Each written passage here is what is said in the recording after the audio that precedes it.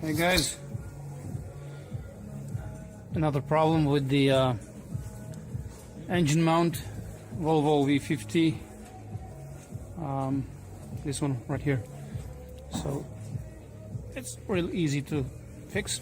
You just need to take out the reservoir of the coolant, and there it is.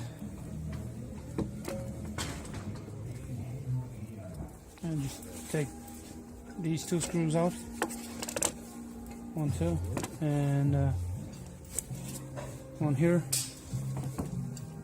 and the other one over here. Okay. How can you tell if the engine mount is bad? Well, if you see this type of oil leaking from it, that's definitely bad.